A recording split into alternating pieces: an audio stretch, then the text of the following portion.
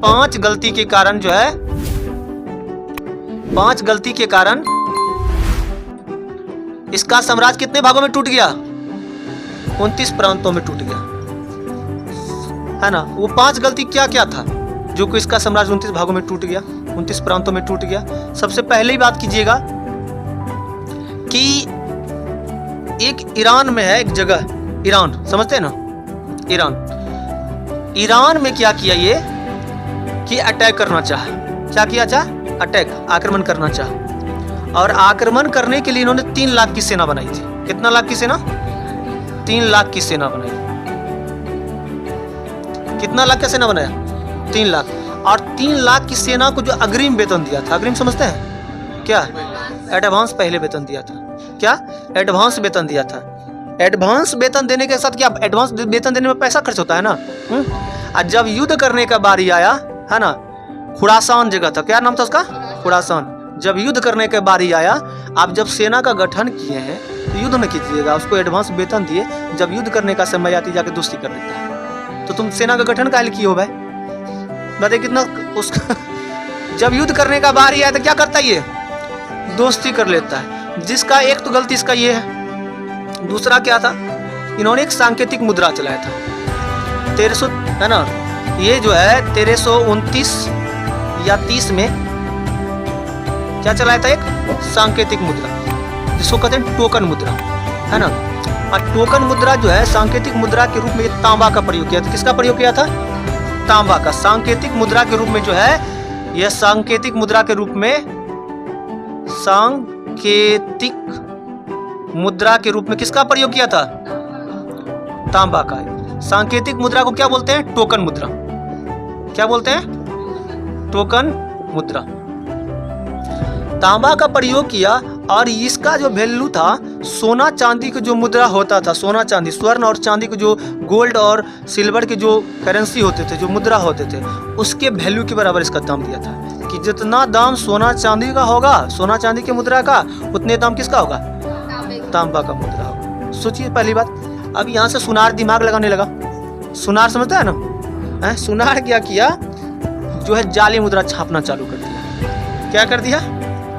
काम ही अच्छा करता था, लेकिन इसका उल्टी हो जाता है ना। जाली मुद्रा छापना चालू किया। और जाली मुद्रा जब छापा, और जाली मुद्रा छाप करके और सोना चांदी को क्या करने लगा?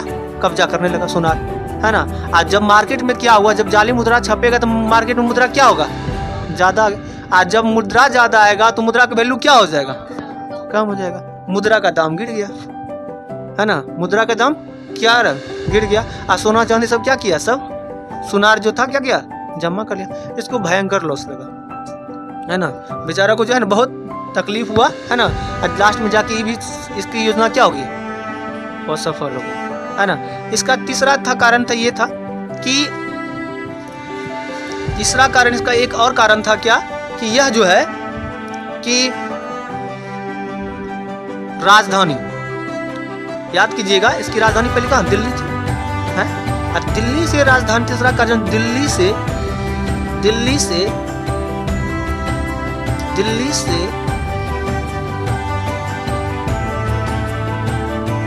से राजधानी को देवगिरी करना।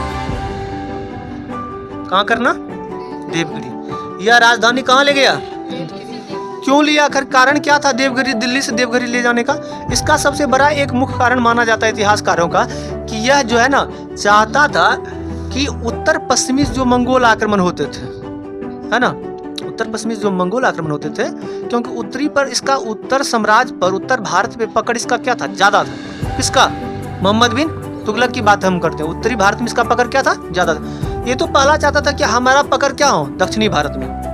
कहाँ हो? दक्षिणी भारत में। दूसरी साथ साथ इसका एक कारण होता, मंगोल आक्रमण से डर गया था। मंगोल इसको परेशान कर रहा था, इसलिए सोचा कि राजधानी कहाँ लेके चलेंगे? देवगिरी। आज देवगिरी को देखिएगा थोड़ा सा मध्य में पड़ता है। अगर दिल्ली सल्तनत की बात कीजिएगा तो सोच रहा था कि देवगिरी अगर हम जाएंगे ना तो देवगिरी से हम उत्तर भी देख लेंगे और दक्षिण को भी कंट्रोल कर लेंगे। समझ रहे इस चीज को? क्यों किया? चाह रहा था कि देवगिरी जाएंगे तो हम उत्तर को भी क्या करेंगे? कंट्रोल कर लेंगे और दक्षिण को भी कंट्रोल कर, दक्षिण भी उसमें इसके कब्जे में आ जाएगा। लेकिन ऐसा हुआ नहीं। और दूसरा कारण क्या था कि मंगोल आक्रमण के डर से भी किया, कि मंगोल क्या के बार बार भारत पे क्या करता, अटैक कर रहा था। अब ये क्या करते हैं, देवगिरी तो पहुंचते हैं, बस यही है कि बोला कि देवगिरी राजधानी लेके तो जाएंगे, राजधानी लेके जाएंगे, साथ साथ जितना भी उसका योग्य जो सब व्यक्ति होता था, सब जनता उनता, सबको बोले सब चलो साथ। अब बताइए पॉसिबल था सबको ले जाना? है सबको जो सोचता था कि वहाँ पे देवगिरी में जा करके ना एक अच्छा माहौल क्रिएट करेंगे, है ना।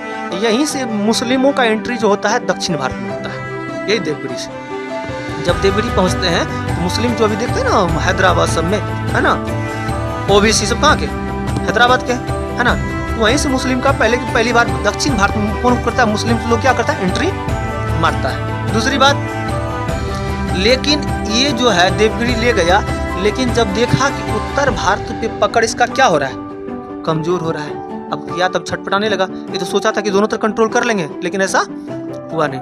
उत्तर भारत इससे कि इसके हाथों से क्या हो रहा, छूटते जा रहा था। किसके हाथों से? तुगलक। अब ये सोच लिया 8 साल बाद फिर बोला कि आप राजधानी कहाँ ले जाएंगे, दिल्ली। तो दिल्ली ले जाने में, है ना, उस वक्त दिल्ली में सबसे ज्यादा इसका राजस्व का हानि हुआ था, सबसे ज्यादा पैसा खर्च हो गया दिल्ली में। और उसके बाद जो कार्यकर्ता होता, जो सेना अध्यक्ष होता था, जो मेन आदमी होते थे, सबको बोला कि नहीं जाना पड़ेगा जबरदस्ती, है ना, दिल्ली में। ये आपका एक कारण क्या है, ये तो मतलब टोटल कितने 4 कारण हो गए, है ना। और एक कारण क्या था आपका कि चीन जब है इसको परेशान कर रहा था, चीनों के डर से, चीनों को काउंटर करने के लिए, चीन आक्रमण को काउंटर करने के लिए, चीन आक्रमण को काउंटर करने के लिए इन्होंने क्या किया, चीन आक्रमण को काउंटर करने के लिए कि चीन से हम बचे कैसे, है ना। इन्होंने क्या किया था, कराईचल अभियान, कराईचल अभियान है ना, कराईचल अभियान किया, और चीन से क्या किया, बचने के लिए या उसको काउंटर करने के लिए, है ना। उस अभियान में जब देखिएगा, है ना, कि जो गढ़वाल कुमायूं कौन क्षेत्र में पड़ता है बताइए, उत्तराखंड। और उत्तराखंड के बाद कौन देश, चाइना। गढ़वाल कुमायूं में जो जनजाति सब थे, है ना, उसको क्या करना था, दिल्ली के अधीन लाना चाह रहे थे। कौन?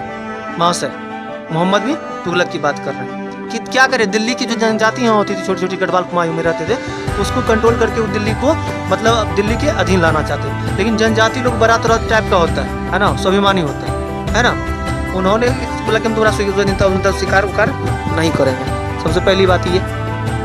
दूसरी बात ये कि वो तो अधीन आया नहीं, ठीक ना, लेकिन क्या करते हैं कि इसकी सेना क्या हो गई थी, इससे परेशान हो गई थी। बोला कि बार बार ये हमको इधर उधर भेजता है लड़ाई करने के लिए, है ना। और यही सेना कराईचल अभियान में ही, है ना, आपको देखने को मिलेगा कि बहुत सारी सेना में जो है क्या भगदड़ मच गया, और इसका क्या होगा, होने लगा विद्रोह होने लगा। किसका? मोहम्मद बिन तुगलक। क्या होने लगा? विद्रोह होने लगा।